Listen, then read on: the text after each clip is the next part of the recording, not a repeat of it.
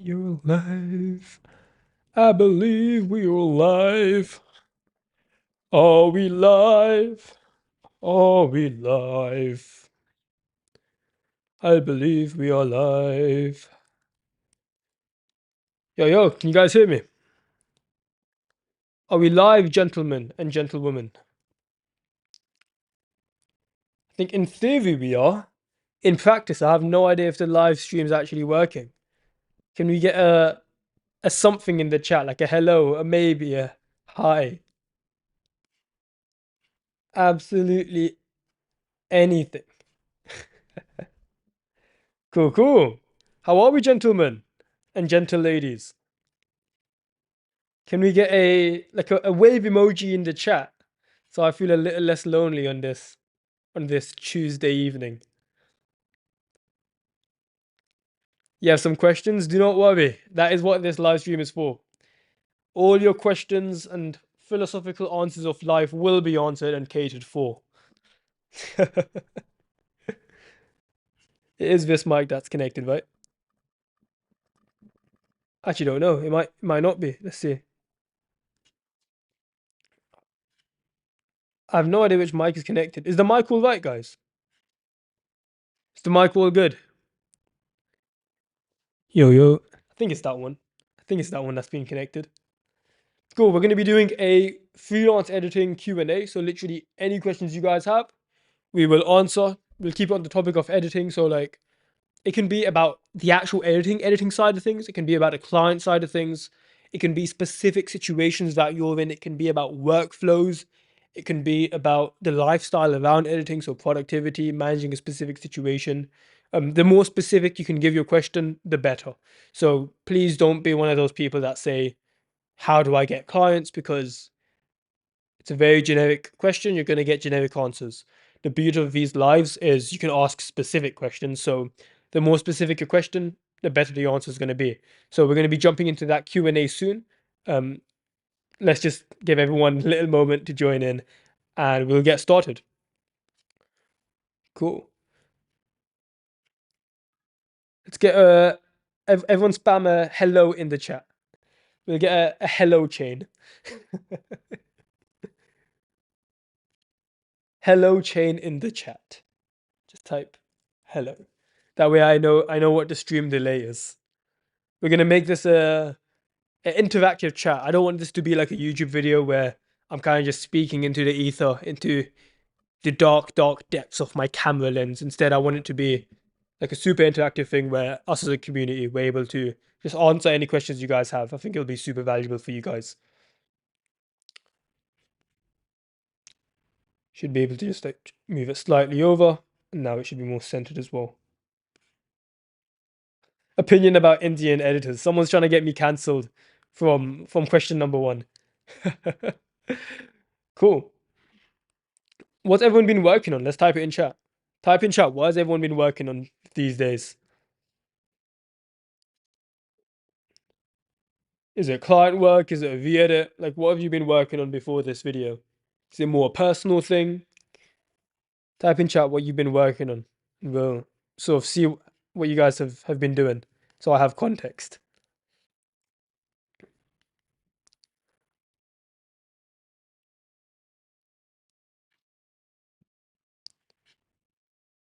I see you guys asking questions. Keep those questions for a second. We're going to be going through questions one at a time, and yeah, we'll be jumping through those.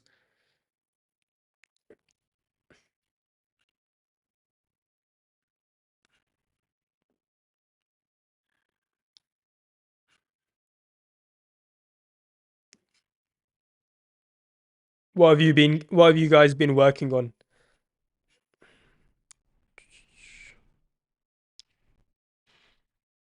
By the way, if you are spamming it in the chat, like, but I don't care what type of question it is. If you're spamming in chat, it ruins the experience for everyone. So we're just gonna be removing you from the chat. So please do not spam. It's for your own good. I don't want to kick you out. It's not fun. But yeah. Yo, Jigs, finally able to make the live stream. Let's go, man. By the way, guys, if I'm looking down, it's because I'm looking at my laptop. I think I should put my legs up a little bit. That way You guys don't think I'm just staring at my dick for the next 2 hours. Cool. Let's get started with the questions. Put your questions in chat. Do not spam them. I will have to ban you. I don't want to ban you. It doesn't make it fun for anyone. Takes my time. You now can't ask a question. And also the spamming in general just pisses other people off. So please do not spam. Feel free to ask your questions. And we will answer them. Any questions are allowed as long as it is on the topic of editing or surrounding topics around editing. Please don't ask stupid questions. When I say stupid questions, I mean questions that aren't in correct English, where if you read through the question, I physically cannot answer it. So please, before you click the send button, just check that the question makes sense. And I'll answer the ones that make sense. Let's go. Any editing questions are allowed, by the way. I saw Jedi asks that. Any editing questions are allowed. Does complex edits make a video a lot better? In general, the more complex you edit, the better it could be. The reason I say could and not will is because just because a video is complex doesn't mean it's better. I like to focus less on making the edit complex, but instead I focus on it being clear, engaging, and making sure that it actually is fitting the context of the video. For example, there was one time, it was a Minecraft video editor.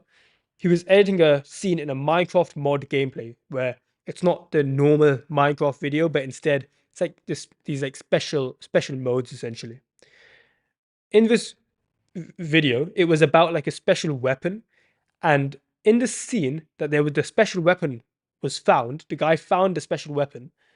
The animation was a simple subtitle at the bottom of the screen where it says the name of the item. Later in the video, the guy found an egg. Now here's the thing, the egg had nothing to do with the actual topic of the video, but for some reason, the guy decided to make some crazy 3D animation where the egg sort of came up in the right third and then there was like text on the left, on the other side saying Minecraft egg.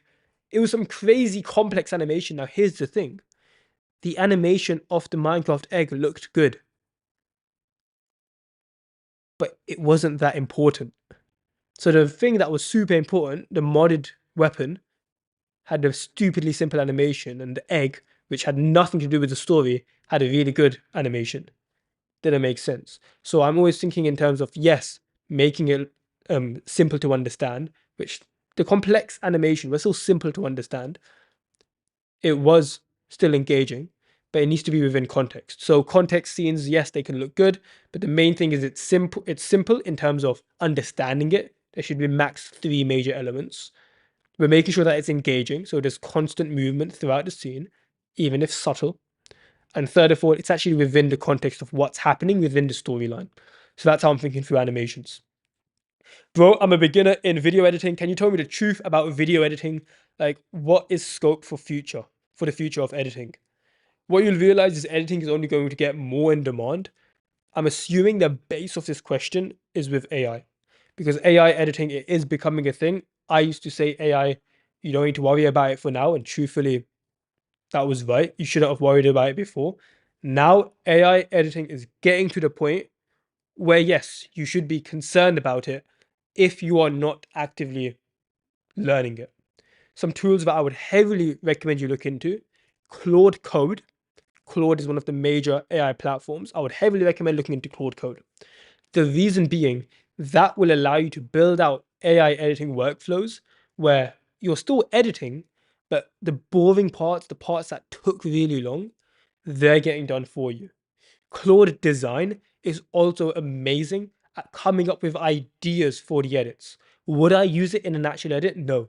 The reason being, when you have to go back and forth with AI, and anyone who's tried AI editing knows this, when you go back and forth, you end up taking longer than just making the edit yourself. Which is why I'll create usually the first draft of a scene with AI, with something like Claude Design, and then I'll make that within Premiere or After Effects or whatever software you're using. That way you're outsourcing essentially the composition, the depth side, and you have still full control over actually editing it. So if you're starting as a beginner, still focus on the fundamentals, get your design right, understand basic animation, but you're going to be using AI a lot more from day one in order to ideate and also teach AI how you're editing. That way it can start building out those workflows itself. How to pace a gaming video. So with gaming videos, you're going to realize that it's the same type of storytelling as any other video. Storytelling, pacing, these type of words, they apply everywhere. So I'm going to tell you, yes, gaming video pacing, but this is going to apply to any video, any niche. With pacing, there are two types of pacing. You have macro pacing and micro pacing, meaning on a big scale and a small scale. Macro pacing is how fast is the storyline moving along the video. For example, if you have things happening very slowly, in terms of this person is in this stage of the story, and then before we move on, they give all the context, all of these sub lines that maybe the person said something that doesn't inherently move the story along, but it adds some depth to that scene. For example, when a creator's introducing a character, instead of just saying the name and the profession and then moving on to the next scene, we keep in that section where the character tells their storyline, they tell their backstory. So having slower macro pacing is where we keep in those more like story depth lines where the story is being built up a lot more. We're less ruthless about what lines we cut out. Having faster macro pacing is where, in the opposite way, you're a lot more ruthless with this clip. If we took it out, the video still makes sense. We're going to cut it out. Unless a clip moves the story along, we're going to cut it out. It's murdering your darlings. Even if a scene works well, we still cut it out because the video makes sense without it. We move the story along. You'll realize Mr. Beast used to have a lot faster macro pacing, but recently, when I say recently, I mean the last 6 to 12 months, you'll realize Mr. Beast, even in his podcast, he explains his videos, he's allowing these storylines to slowly get built up and the videos are getting longer because he wants that macro pacing to slow down, really allowing depth to be involved.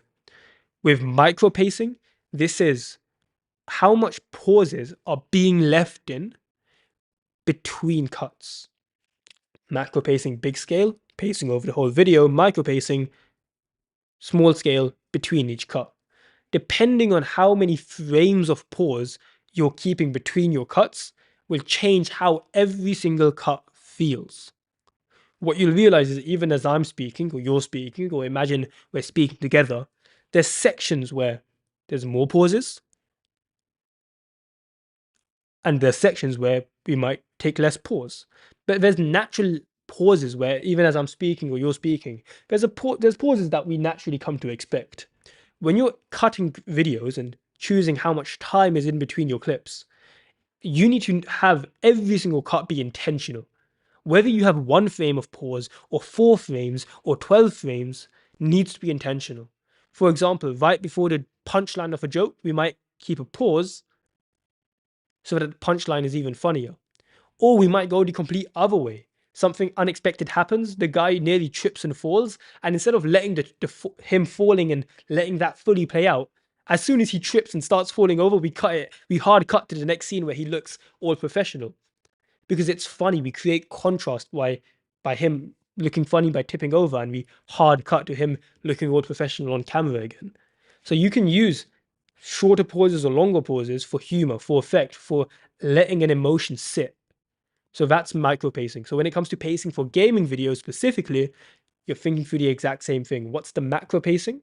And we're going to determine that by looking at reference videos and seeing how slow or fast we want the story to move along. And micro pacing, which is for this specific cut, how many pauses, how many frames of pauses make sense to have the maximum emotional impact. I want to start video editing. Where should I start? Sorry, I'm going to say that again because you spamming it has partly pissed me off, partly confused me. By the way, if you're spamming it in chat, you're going to get timed out for like 30 minutes or some shit. You're going to get timed out for 30 minutes. Congratulations, man. I want to start video editing. Where should I start? Editing is going to be the best form of practice. I want you to imagine you don't know how to play basketball. If you don't know how to play basketball, what's the fastest way you're going to learn? Is it going to be by analyzing NBA games? Is it going to be by researching what the best basketball is and which one has the most consistent bounce? No, because you don't know how to play basketball. Watch a quick YouTube tutorial, maybe 10, 20 minutes long, learn the basics, and go to a basketball court and shoot at the damn hoop. You might miss 9 out of 10. Damn, you might miss 10 out of 10. But you learn a lot damn faster than sitting at home for the next 8 days watching tutorials. So with video editing, it's no different. Why would watching tutorials and even practicing specific animations, why would that actually help you with learning how to edit for clients? If you want to edit for clients, guess what the best practice for client work is going to be? Editing client work. If you don't have client work, you edit the next closest thing to client work to practice, which is trials. Trials are where you've outreached to a creator, you've reached out to them, they've said they're willing to potentially work with you, but you haven't been able to collect payment up front. So you're essentially working on a trial basis. And if you can't do that, you do the next closest thing to client work, which is V-edits. This is where you take a full-length video from YouTube, you download it using a YouTube to MP4 downloader, then you edit it on top of it yourself so it can be claimed as original work. Now that is going to be what you show to potential clients. Now we do it in this order because this is the order that's closest to the real game. Client work's the real game. If we can do client work, we do client work. We don't do stupid practice edits. If we don't have that, we do trial edits. If we don't have that, we do V-edits. V-edits are permissionless, meaning no one needs to give you permission to do a V-edit, which means that in basically no situation does it make sense for you to do practice animations. You're just wasting your time. Bro, how do you... Everything starts with bro, fucking hell. and I actually read it, that's the funny part. How do you maintain your diet during editing sessions? I do something called intermittent fasting. If you haven't heard of it, it's where you aren't fasting a whole day. It's not that you're not eating the whole day, but especially the morning hours, you're not eating. The reason being, eating, especially carb-heavy foods, it takes so much energy. You guys have probably experienced, you have a big meal, you sit down to work, and your brain is just not kicking in. Like you just want to sit there, you're tired, your eyes are drooping, and it's because your body isn't going to spend energy to your brain when you've given it a ton of food to digest. Digesting is one of the most energy heavy processes within our body. So if you've just had a huge meal, your body's going to prioritize that. It's literally called the rest and digest system. So by not eating and eating while you're in a fasted state, so not having eaten recently, your brain is actually a lot sharper. For example, right now, I haven't had a big meal. Guess what that means? I feel sharp as hell to answer these questions. When I'm editing, I'm not getting distracted as easily. Towards the end of my day, that's when I'm going to start having my meals, especially the heavier ones. If I get super hungry in the middle of a session, I'm not going to go have like rice or something crazy starch heavy or carb heavy. Instead, I'm going to have something that's either protein or fat or both heavy. So proteins and fats. The reason being, these are easier for our body to digest from an energy perspective.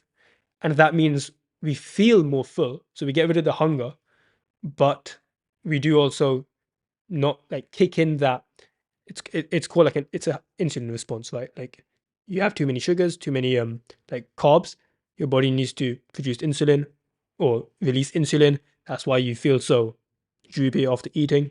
Proteins and fat heavy meals, they don't induce that as much. You'll feel sharper. If you do want to have carbs, if you want to have like heavier meals, push it towards the end of the day after you've worked. Should I buy a Stream Deck to boost my editing workflow? Stream Decks are amazing. I highly recommend them. I'm not sponsored in any way. What they do is they allow you to have a ton of macros in a physical location. So you can set the macros up using something like Keyboard Maestro or something like on Stream Deck is something called Super Macro. You can use either of these. Essentially a macro building software. AHK is also good.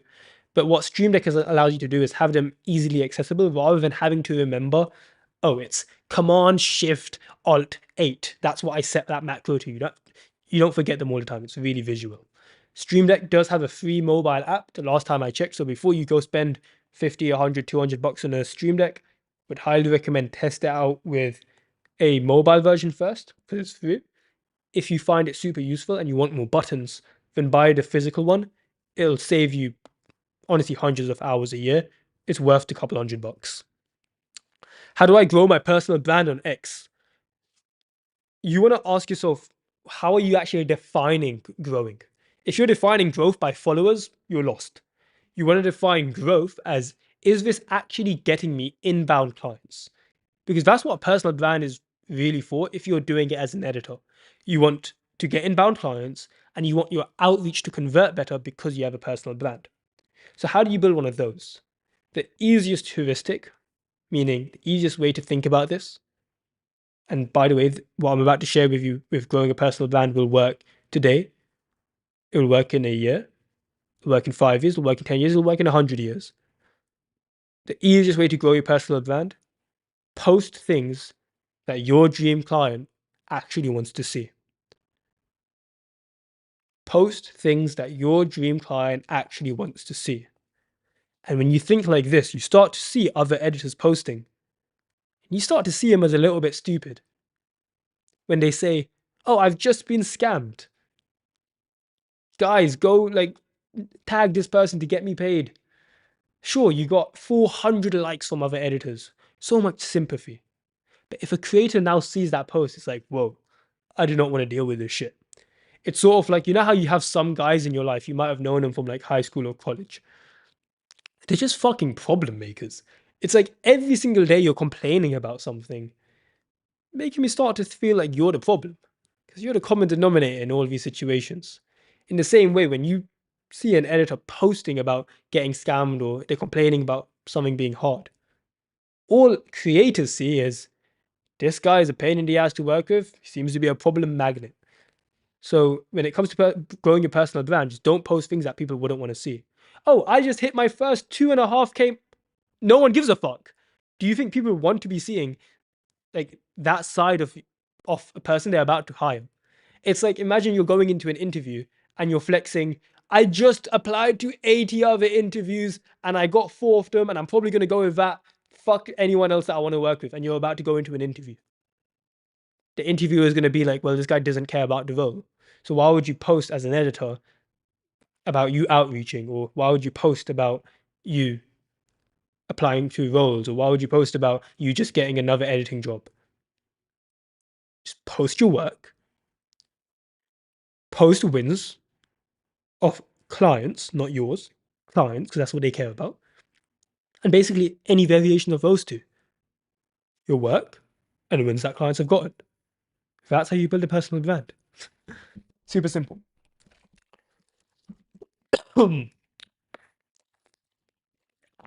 How's the quality, by the way, guys?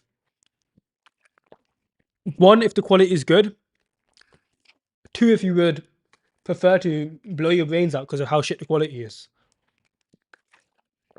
1, if the quality is good. 2, if there's more realistically something to fix.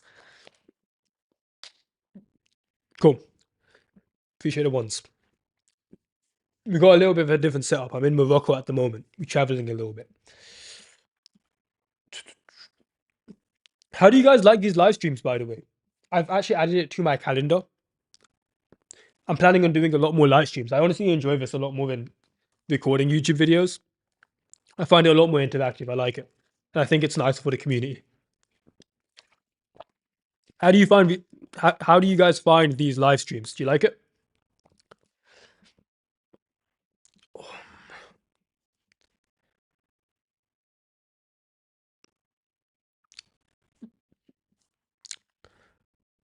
Cool, cool.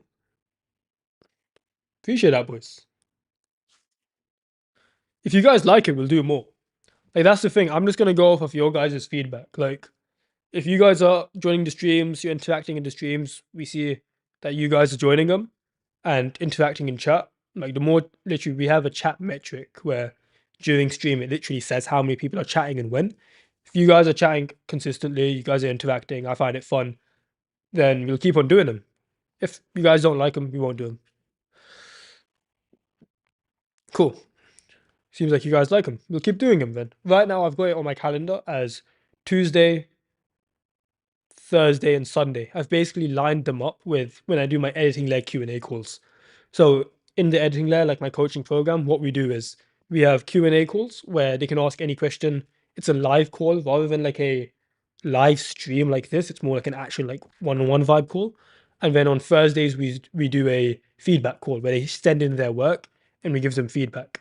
Because I have my setup already set up for the calls, I'm thinking why not do a live stream? It's not going to be as intimate as the Q&A calls in the editing layer or the feedback calls because I can't literally bring someone up, give them feedback, and then bring the next person up. There's too many people for that here. But I felt you guys might find it useful, at least doing a chat Q&A sort of vibe. Your editing pack has helped me so much in the last 2 months. Wemp, glad you found it useful, man. If you guys want the smooth editing pack, I'd highly recommend using it. It's the same presets I actually use with my clients. It's over 250 presets for Premiere Pro. Smooth as shit. I use them in real client work for guys with 1 million, 20 million, even a channel with 70 million subscribers. I've used it on their real videos and I still actively use my presets. The thing is, when I was making those presets, they're free, by the way, my thought wasn't, how can I make presets to sell like these other people? I made those presets because I actually use them. And then I decided to give it. In the same way, whenever I create like a client acquisition system, if you've ever, you may have seen some of the products that I sell. When I make or sell a client acquisition system, like an outreach system or an inbound system, it's not because I made it to sell it. Like I actually built the system for myself. I ran it and then I gave it to the boys. Like it's the same SOPs, the same documents I follow. So glad you're finding the presets useful, my G. If you guys want the presets, they're completely free. You literally just put your email and I send them. Go into the description. It'll be the third link, I believe. Cool. Let's get back into the Q&A, boys. Let's jump back in. Let me double check this is centered. Yeah, it looks centered enough. Tell me how I start earning as a freelancer in these days. Please guide me. Have good work, outreach, and post your work. These are the 3 core inputs where if you're not focused on these 3, nothing else matters. If you're just starting out, you need at least 4 good long form videos. I recommend you to get into long form because it's way easier to make money, unless you're fine with being some poverty stricken child making $300 a month, slaving away on 30 shorts a month. I would recommend you get into long form. Scales better, it's easier to get into, it pays more. Life is good with long form. So get 4 good long form re-edits where you've taken a video from a channel that you want to edit, like you download it, you take it into your editing software and you re-edit it, and you re-edit the full video, because if you're just starting, you don't have the luxury of showing off 20-30 second videos. You need to get full length videos. Because if you wanted to hire a surgeon to fix your teeth, would you go to the guy that shows that he fixed 3 teeth? No, you want to see proof that the guy can fix someone's full teeth. You don't want to see, like, imagine on a surgeon's website, it showed like proof that he's done teeth before, like a tooth surgeon, whatever. And it's like the proof that he's given is some guy's teeth, it's completely fucked up, but there's like 3 good teeth that he's worked on. You'd be like, what is this? You know what I mean? When people post on their portfolio like 30-second edits and they're trying to attract it with for long form creators, like it's a 30-second video for long form, you're the surgeon or the dentist showing off some homeless guy's teeth where you fixed 3 teeth and left the rest. Like, dude, show a full length video in your portfolio because they're trying to hire you for full length videos. So you get 4 good videos, put them onto your portfolio, build up your brand. For now, just keep it simple. All you need to do is set up your page so that you look like an editor and you don't look like an idiot who either doesn't edit or is from a third world country. It's going to hurt your brand. Don't show it. By the way, like, if you want to take that in a bad way, go for it. It just makes you more money if you don't present yourself as a third world editor. Make sure that you're posting your work, put it into succinct, so like 20-30 second highlight reels where you've chopped out the best bits, put it together and posted it. and then start outreaching. If you do those things as a beginner editor, you will make money. I have a 5K client. I have no idea if you mean 5K per video, 5K per month, 5K subs. No idea what 5K client means. I have a 5K client. He let me do so much fun work. Dude, your question doesn't make sense. Guys, please read your questions before you ask them. Like, what do you mean? He lets me do fun work, but also boring videos. I don't know what you mean, man. Like, you gotta ask the questions properly. How to do outreach as a beginner video editor for someone who is a beginner. It doesn't matter if you're new. It doesn't matter if you're experienced. Outreach works the same way. You have 3 parts of a functioning client system. Well, an outreach system. Lead generation, meaning can you find people to actually outreach to? If you cannot find people to outreach to, doesn't matter how good your message is, you're only going to be sending like 3 a day because you can't find enough people. So lead generation is your ability to find people. To find people, look on platforms like Twitter, Instagram, YouTube, and then finding the email from that. LinkedIn, Reddit, YouTube Jobs, Fiverr, Upwork. You've got Meta Ads Library. You have all these different ways of finding people. That's your lead generation system. The second subsystem you need in an outreach system is you need an outreach messaging method. This is your ability to turn leads, so people you can reach out to interested leads, people who have positively replied to you. Outreach messaging, in very simple terms, you want it to be concise, meaning as few words as possible and as few lines as possible. You want it to be intentful. Don't say, hey, bro. Don't say, yo. Don't say, yo, saw your work or saw your videos. Tell them you're an editor and say you want to edit for them. Keep shit simple. So, outreach messaging, you're going to be getting your outreach data, send 100, 200 messages with this similar format to 100, 200 creators, see what your reply rate is. If it's less than 15, 20%, you're doing something wrong. You need to change your outreach message and test something new. By the way, in the description, there's a free outreach tracker. It's the same one I use, same one that all the guys in my paid program use. You need to know your outreach metrics. So you need to know what your reply rate is, because if it's below 15, 20%, you've got some problems and you test something new. So that's step 2 of an outreach system if you want to start outreaching. Test outreach messages. Once people are replying, subsystem 3 for effective outreach system is a method to close them. This is the sales side of things. This is how do you take a no and turn it to a yes. A lot of editors get discouraged when they hear a no from a client. Oh, it's too expensive. They'll just take that as a no. Or, oh, I'll reach out to you when I'm looking for someone. They take that as a no. Or they'll say, okay, hit me up when you're ready, bro. And they'll never get hit up. It's stupid. You don't want to be one of those editors. Sales is the ability to get someone to willfully exchange money for a service.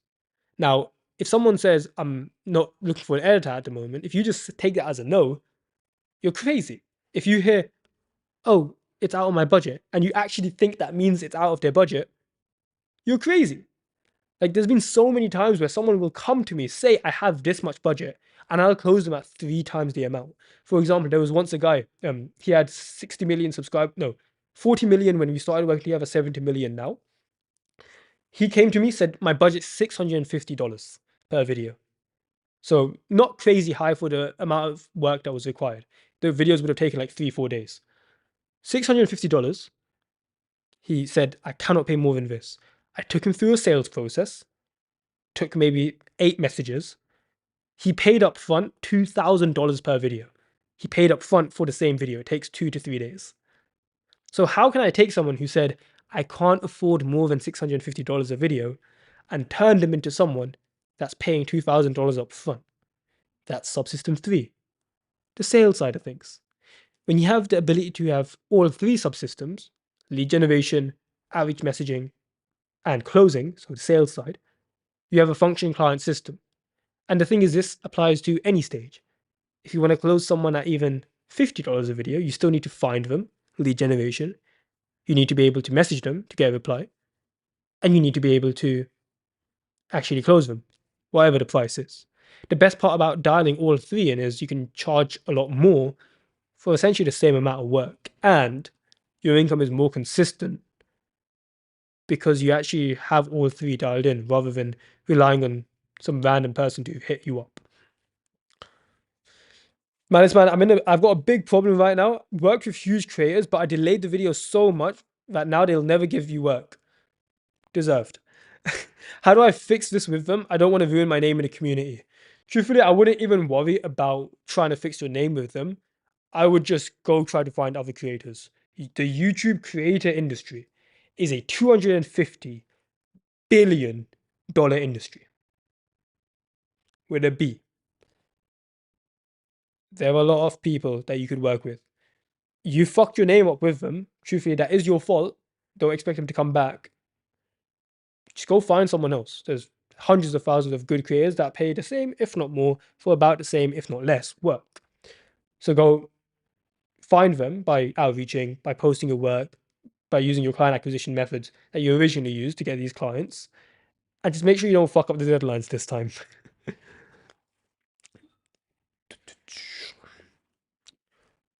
Cool. The camera's a little low. What if I moved it like there? I feel like that's a little bit better. Camera's a bit better there. What do you think? Good. How do I know what kind of niche is the best for me? Should I edit different niches and explore more? What's your opinion? When you're starting out, it doesn't matter what niche you're in. As you get more experience and you get more busy, that's when niching can explode your prices and get you so many more clients than you know what to do with. When you're starting out and you don't have more work than you can handle, meaning you have hours, maybe even days in the month that you're not working, fuck niche, just get work. Because it's not about am I in this niche or that niche, or is this creator in my niche or out of my niche? It's how close. For example, if I give you Jimmy, so Mr. Beast, as a client, is Arak in the same niche or a different niche? Most people would say same niche. It's not really same, it's more extremely similar. Because when you think about it, there's still going to be differences. Let's say you have, let's think of another creator, Cypher PK. If you don't know him, he's a gaming creator. I've worked with him. He's got about 10 million subscribers. He's a Fortnite YouTuber, where most people would say Fortnite, oh, that's gaming. Mr. Beast, that's like IRL challenge. Different niches. But the thing is, there's so many similarities between them. They both use face cams. They both have over like multiple million subscribers. They're both American. These are things you need to consider when you're thinking about niches. Because it's never, is this person in my niche or outside my niche? It's how close to my niche are they? For example, let's say you want to get into, let's say you're in gaming right now. You want to get into the IRL niche. And someone who edits, who creates reaction videos reaches out to you. You might think, wait, reaction videos, that's not my niche. I'm in gaming and I want to get into IRL. That's not IRL. But the thing is, if you're editing gaming videos without a face cam, reaction videos, where the person's reacting to a video, is a lot closer to IRL than gaming because it shows a camera, shows more personality, etc. So by you taking that person on, you actually get closer to your dream niche, to IRL. So it's never in my niche or outside my niche, it's how close to my dream niche. So I want you to think about niches like that. But when you're starting out, fucking take anything you can. This whole like, oh, moving towards my niche, this happens when you're overbooked and you're filled up with work and you still are looking for more clients. You just swap out the person that's closer to your dream niche, like you swap them in and swap out the person who's further away from your dream niche. That's why I say don't worry about niches until you have more than enough work you can handle. Sent a super chat, can you reply? Let me see it, bro. Apologies, I didn't see that. We will be prioritizing super chats. Big mans. I'm starting with documentary editing. Dude, you got to write this properly. I am starting with documentary editing. How do I start? Edit documentary videos. Documentary videos are so easy to get into, dude. If you already have client work and you're fully busy, keep trying to get more clients through inbound and outreach methods. And anytime you get someone closer to documentary videos or more like the type of creator you want to work with, you take them on and replace your old client who's less like documentary. Over time, you'll move closer and closer into documentary and you'll be all good. I did the same process with Garfield, who was in finance videos, wanted to get into documentary. He ended up working with Internet Anarchist, etc. Did it with Carter. He used to edit his own YouTube videos. He wanted to get into documentary, used a similar method. I'll talk about that now. He got past 10K a month consistently with documentary videos. So I know this works. So if you already have clients, you take steps towards the niche by working with more and more people who are just slightly closer one at a time. The second way to get into documentary, this works if you have very little work right now, or if you just have a bit more extra time, you do re-edits of documentary videos. Now, re-edits, where you take someone's video, download it, and re-edit it yourself. Documentary is the easiest niche to do it in. Why? All you need is a voiceover. So you don't even need to cover up the edits, all that fancy stuff. You could literally just download it, get rid of the video, and add in your own assets. So those are the two ways I would get into documentary. Either keep getting more clients and just slowly step towards it, or if you want to get in as fast as possible, you do re-edits of documentary videos, where you take the voiceover, edit it like you would actually edit a documentary video. Cool. Is the Wi-Fi all right, boys? Like, is the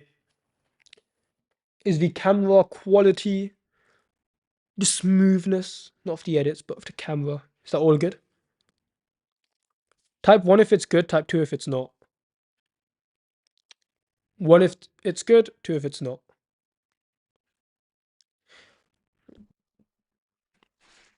Cool, cool. Appreciate you, boys. We gotta do these like quick technical checks.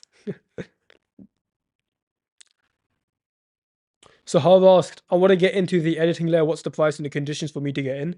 All the information's in the second link in the description. We're application only. So basically go into the second link. There'll be a form where you can apply. If you're accepted, it'll take you to the next steps. If you're not a fit right now for the editing layer, it'll tell you why you're not a good fit and it'll point you towards the right direction. So go into the second link in the description. It'll explain the editing layer, talk about the pricing. It'll talk about whether you're a fit for it, and we'll go from there. Bro, you're a legend in the editing community. You deserve 1 million subscribers. Diana, I appreciate you. Maybe one day, man.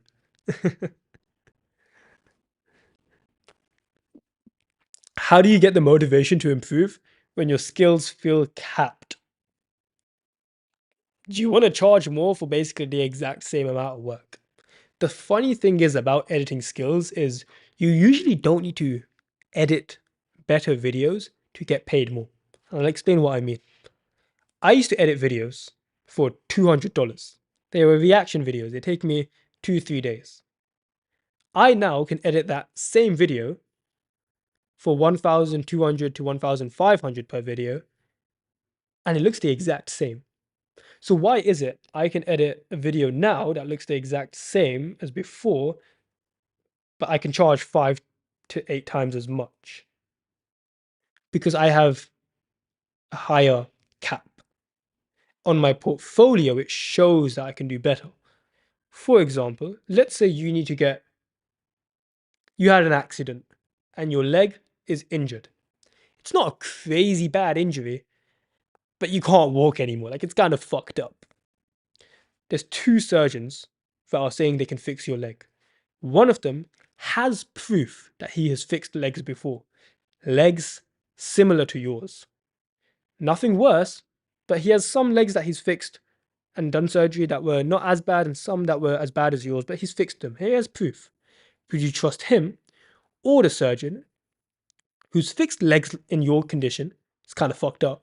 And he's somehow miraculously also fixed legs that were way worse than yours. Like, he's managed to have people who have their legs are like hanging on by like a thread, and he's managed to fix that. Yours is nowhere near as bad, but he's fixed guys like yours and guys that are way worse. If yours isn't that bad, he could probably fix yours too. So you would trust the person that can edit a crazy amount and has to edit at this level, but if he needed to, he could edit this much, rather than the person that's editing this much because that's all they can physically do. Which is why when editors say, I want to edit simple videos, that's fine. But you got to be able to do better edits if you wanted to. Because for the editor who can only do simple edits, he can charge $100, $150, $200 for a simple edit. But he's never going to be able to charge 800, 1000, 1.5K, 2K for a simple edit. Why? Because the editor who is able to edit the crazy videos, the creator would rather pay him, even if he's doing simple videos. And he's willing to pay a premium on top, because if he wanted to, he could do more. So when it comes to pricing, when it comes to charging more, and when it comes to how do you uncap your edits, treat every single project like it's getting paid 5 times more. Because when you do that, for the next client you work with, you'll be able to charge a premium no matter the style or the intensity. And for the current client, you're more likely to get a raise. So by treating every single video like it's getting paid 5 times more than it is, you win. You get better at your skills, you're able to charge more, you make more money, life is good. Bro, nowadays editing is getting so complex. Everyone wants motions, fast-paced edits, but pays so less. 4 years back, market was good with less requirement and more budget. You can cry, you can moan. That's the market, man. The only thing that I don't agree with is everyone pays so little. Yes, people pay little, but that was true 4 to 5 years ago as well. The only difference is people want more, but people are also willing to pay more. If you're still getting paid like tiny amounts for the work that you're doing, either you're not as good as you think you are, or your marketing and sales is so off that the only thing you provide is edits. If edits is the only thing you provide, yes, you're going to be commoditized in the same way where water isn't hard to come across anymore for most people. So if you tried charging $50 for a water bottle, you're going to get told to fuck off. In the same way, everyone knows how to edit now. If you tell someone, hey, I can edit for you, it's $500 for a simple edit, you're going to get told to fuck off. But if you can position yourself better, if you can show you can do more complex things, dude, 500 for a simple video isn't crazy. But yeah, more people can edit now. Any industry, dude, there's competition. Suck it up.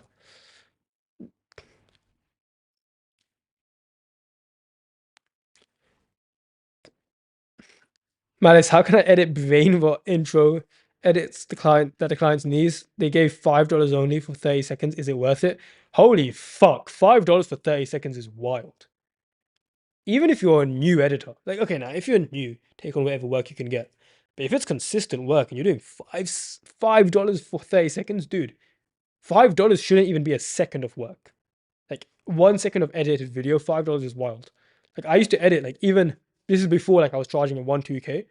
For a 30-second edit, which by the way, the intro is normally the most intensive part, you could still charge like 100, $200. Like holy fuck, $5 is wild. Because what you'll realize is a lot of people are scared to charge higher amounts, but what you'll realize is by you charging low amounts, you're only getting low paid people.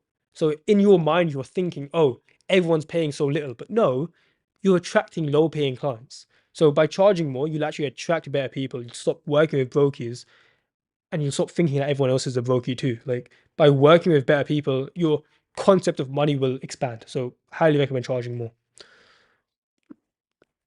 Short form only editing good? Just to get better clients and tools like a chair, because right now the one I sit on fucks up my back. Edit what you can, man. What I will say is long form, even for beginners, I found makes more money. It's more consistent. There's more creators in general. You just can charge more. Can short form make money? Yes. Like literally an hour before we started this live stream, I was on a Q&A call in the editing layer. The guy's name's Romy. When he started, super inconsistent income. Right before he joined, he had hit a $0 month. He was editing short form, I think for like $20 a video, sometimes long form for like $200. Just recently, like right before, he told me he closed a client, Luke Solves Collectibles, for $200 a short. For simple shorts that take less than half a day. So can you make money from short form? Yes. Is it more likely for you to make money from long form? Also, yes. So yes, make money from short form if you get it, but I would target all your marketing and what you show and your brand, the videos you show in your portfolio towards long form. Yo, Malice, I got a client that I've been working with for almost a year now for like $150 to $200 a video. It's got a very consistent style. I don't know if I should optimize my workflow so I can get it done in a few hours, but okay, you're saying you think you can, but you don't know how. If they have a very consistent style and cadence, meaning how often they send videos, super easy to automate and automate sections of the video. I recommend if you're on Mac, look into Keyboard Maestro. If you're on PC, look into Bar Radar Super Macro. You can use both with a Stream Deck or on their own, both work. But essentially, you're going to look at the most repetitive tasks in that guy's workflow and you're going to turn it into a macro, meaning you click one button and the PC or Mac, it simulates clicking 10, 50, 100, 200 buttons on its own. When you have a consistent type of client, because you're probably finding that you're doing things often, you can save 45 seconds, a minute, 2 minutes per action, which adds up. Let's say you're doing a task 30 times per edit. If you save a minute per task, you've saved half an hour on that video. More likely, you're going to find a task that you've done 3, 4, 500 times. For example, people think that automation is presets, but how many times do you drag a preset when you're editing? Per week, if you're actually editing properly, probably 500, 800, 1,000 times. If every single time takes you 3 seconds, and there's sometimes that you misclick and sometimes you drag the wrong one, sometimes you actually start changing the name instead of actually dragging it. On average, you probably take 8 to 10 seconds per drag. If you save 10 seconds times 1,000 per week, how many hours are you actually saving? So even something as simple as an automation to drag a preset on for you, instead of you taking 10 seconds, it takes you 0.05. Suddenly you're saving fucking like 99.9% of the time taken. So when you have a consistent client, optimize the workflow by looking at Bar Radar, Super Macro, or Keyboard Maestro, or any macro software like AHK. These are going to be how you're optimizing that workflow for a consistent client. There was a client I had once. There were 200 and something dollars per video. When I joined the team, there were like 40 editors on the team, right? Editors are expected to do 2 videos per week. I joined, I got the 2 videos done per week. I implemented this macro process. I got up to 6 videos per week. They were ultimately the reason I was able to get past 10K a month because I optimized my workflow to the point where a $200-300 video, instead of taking me 3 days, was taking me 30 to 90 minutes. That's what automations can do for you when you have a consistent client. What to post on Insta to get a high ticket client? It's the same thing you would post on any other platform. Just ask yourself, what would high paying clients actually want to see? They want to see your work. They want to see that it's good. They want to see that it's consistent. And branding, in terms of like making sure it's good, after you've posted your work and done it consistently, it's just not doing stupid shit. Like, don't look like a low quality editor. For example, don't write in the same way that every single person writes. I maximize retention. Don't do that shit. Don't randomly post about day 1 out of 50 of trying to hit 4K a month. No one wants to fucking see that. No one wants to be your cash cow to get to 4K a month. So don't post about that crap. Like, just post your work consistently. Post your work, post it consistently. And don't post stupid shit where if you were a client, you wouldn't want to hire that person because of it. That's how you brand on Instagram to get high ticket clients. The rest of it is outreach and sales. I'm from India, so is it possible for me to get into the foreign editing industry? How should I reach out? As long as your English is good and you reach out to English creators, there's no reason that being Indian has anything to do with your income. For example, there's a guy on Twitter, his name is Mango. Love the guy. I was actually with my girlfriend. We were looking at other editors that I truly like. Mango's one of them. And the thing is, she just randomly asked, oh, where is he from? I haven't remembered this in years because I've known him for years, but I haven't like thought about this. The guy's from Pakistan. The thing is, most people from Pakistan, India, Bangladesh, anywhere, they would be like, oh, I can't get good clients because I'm from India. Dude, this guy, he's working with some of the biggest creators. He's making a fuck ton of money. I'm literally showing my girl his work because I really like the guy's work. It didn't even come into my mind that the guy's from Pakistan. Why? Because he doesn't fucking keep repeating it. If you put it in your bio and you have a picture of you and it's some low quality image and it's like, yeah, you're going to look like every other editor from India, Bangladesh, or Pakistan. But if you just brand yourself properly, no one even it's not even in people's minds. They do.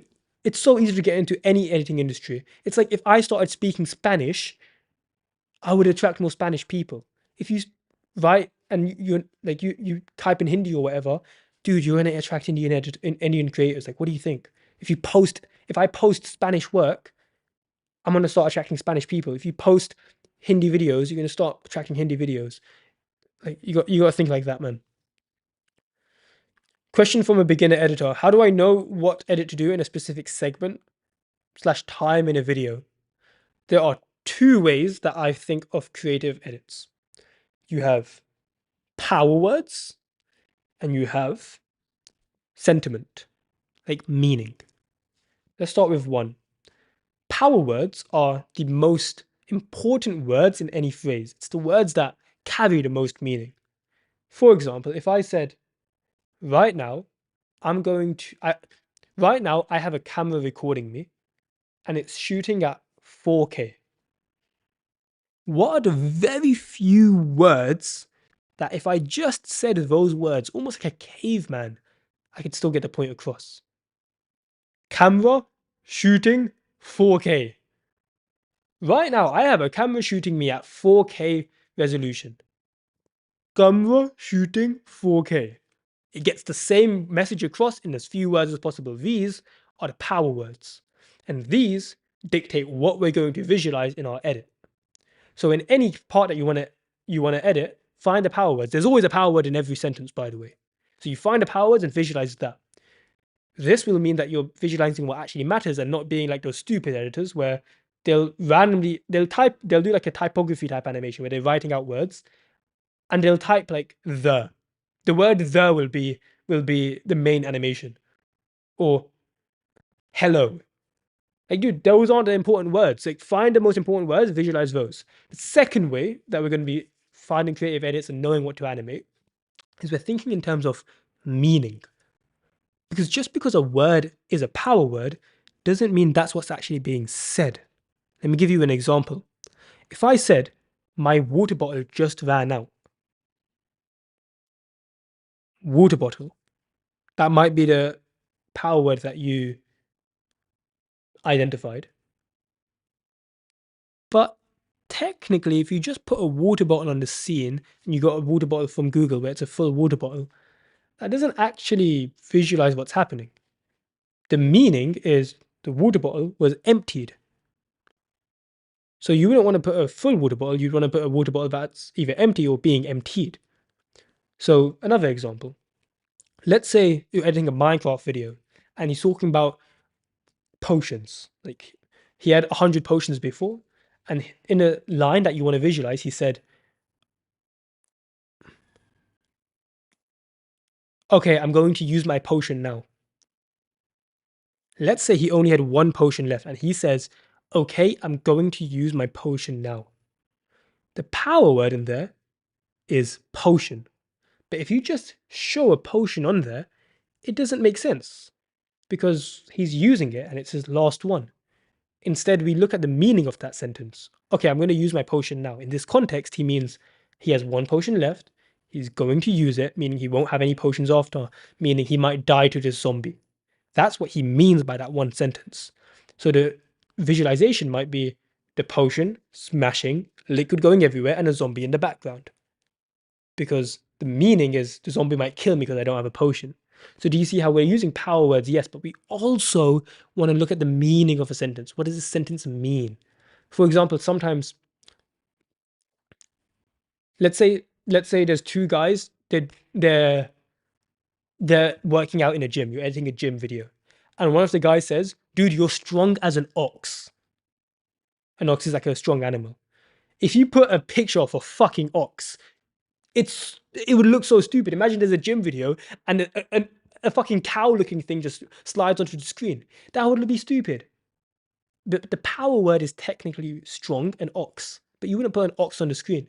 Instead, we would look at the meaning of the phrase. You're saying he's really strong.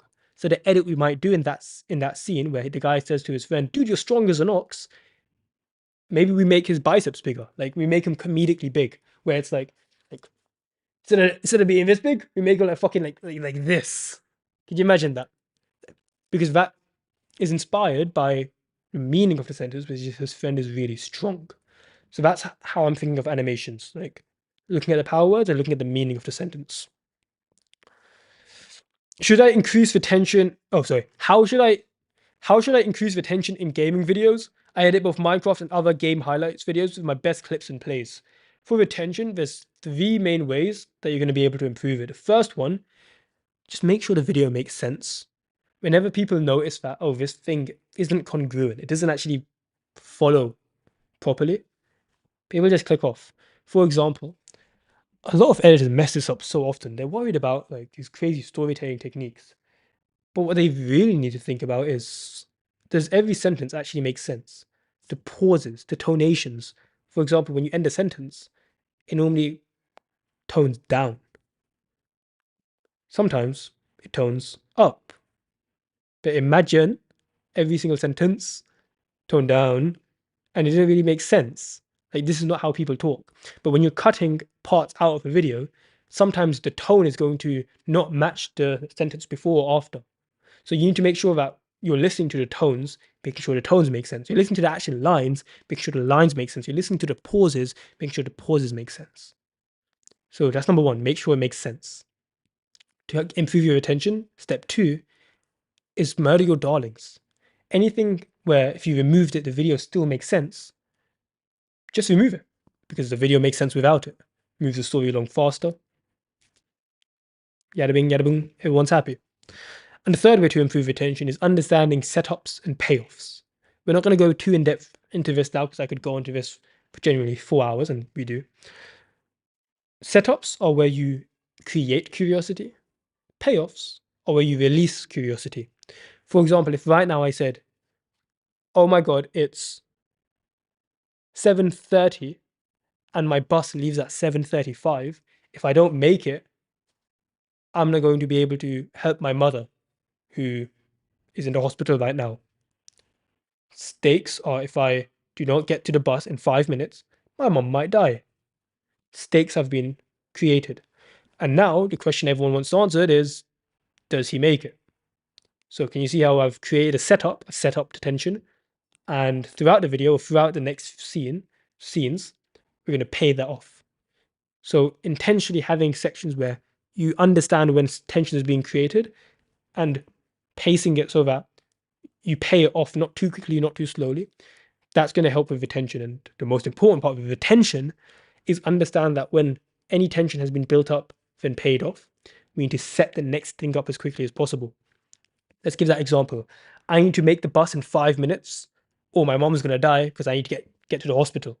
And let's say for the next scene, you find out that I go to the hospital and I make it in time. If there's 15 minutes left in the video, no one gives a fuck because their curiosity has been satiated. So we need to, as soon as you find out that I made it to the hospital, you need to find out the next problem. So, okay, we've made it to the hospital now, but the door is locked. So now the question is, do I find a way to unlock the door? Okay, I find a way to go through the back, but now there's no tension anymore.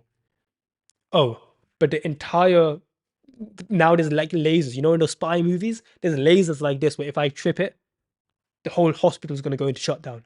So now the next part of the story is going to be me going through. And as soon as I get through or I don't get through, whatever happens, I need to set up the next thing. So there's always setups and payoffs. And by intentionally having setups and payoffs, you're going to be able to actually improve your retention. Boys, is it lagging? I can't tell. Because I can see it here. It's lagging a little bit on mine, but I can't tell if it's lagging for you guys. Yo, is it lagging? Oh, how bad?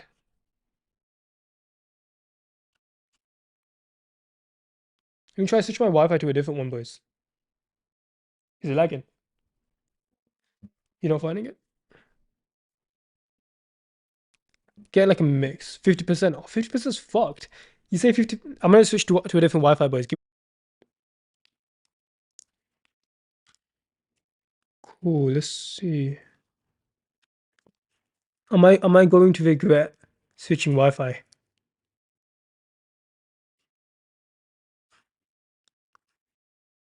Yo yo.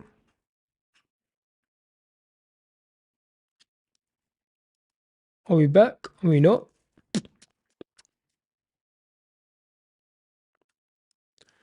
Are we back? Are we not? How many fingers am I holding up, boys? This is the ultimate test. People do this to me all the time because they call me blind. This is the ultimate test. How many fingers am I holding up? And then I'll believe you, boys. How many fingers am I holding? There we are. Yeah, I believe you guys now. Cool, cool. We're back. Hopefully this is better, boys. If it's not, I'll just die, I guess. I'll just quit my life forever.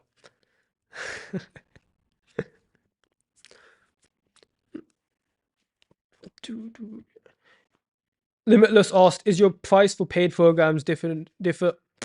Does your price for the paid programs differ from person to person? We have different programs. It's not like, oh, for you it's this much, for you it's this much. Like the price is set, but we have different offers. So if you go to the second link in the description, you can apply for mentorship. We have different levels depending on what stage you're at. There's a form on that website. If you fill out the form, it'll point you towards what makes most sense. I'm posting my edits and I'm stuck at 200 views and no clients. I'll be honest, there's so many things that could be going wrong. I wouldn't be able to do it here. Because it could be the way you're posting, it could be the caption, it's not optimized for what's working in today's algorithm. It could be the actual post's hook, as in it's just not engaging. It could be the energy throughout. So maybe you're tanking the retention throughout the post and your post isn't being pushed out. It could be not having a clear call to action. It could be your funnel's fucked up. Like there's no clear next step for what someone should do when they watch your preview. It could be you're not following the reply best practices, which keeps your posts up in the algorithm. So many things that could be going wrong. So I wouldn't be able to say directly, but it's going to be most likely one of those things. What if I change this? Like the amount of data that's being sent. If I put it to 30,000, hopefully it lags less now. We'll see.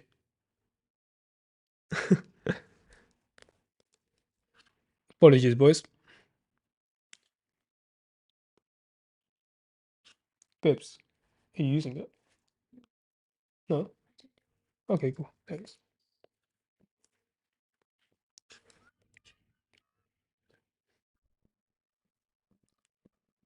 Yeah, I just reduced bitrate now. Hopefully this is a little better. Better or no, boys?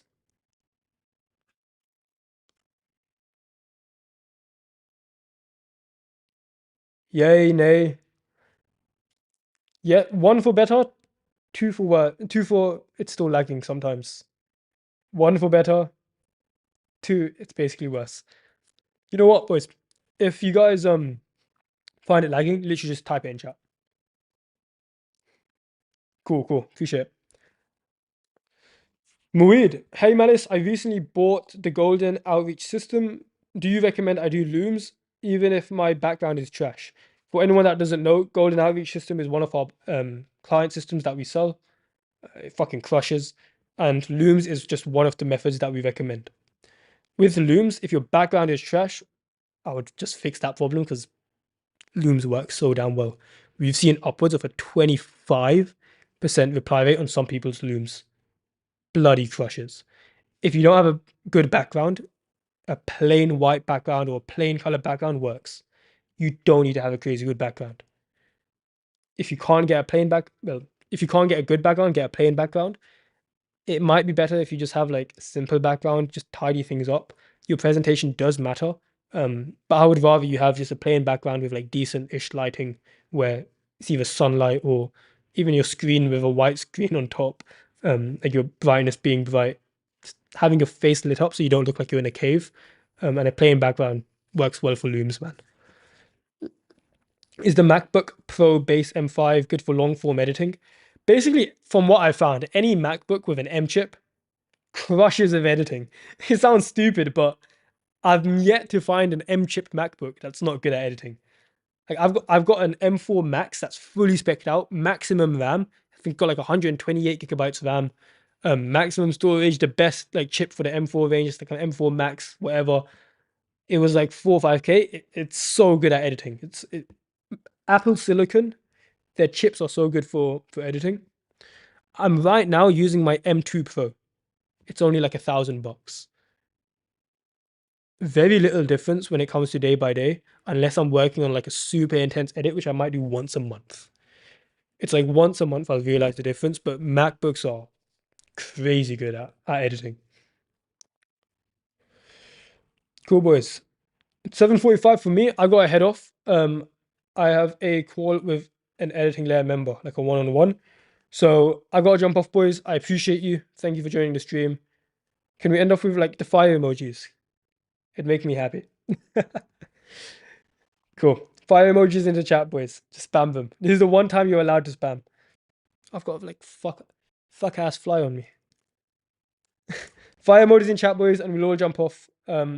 Appreciate you boys tuning in. We'll be here every Tuesday, Thursday, and Sunday around this time. There's no specific time. It's just after my editing layer coaching calls. I am just gonna commit myself to going live. So Tuesdays, Thursdays, and Sundays, you boys can expect to see me live. Just join in, and we'll answer any questions you guys have. So, adios, boys. I appreciate you jumping in.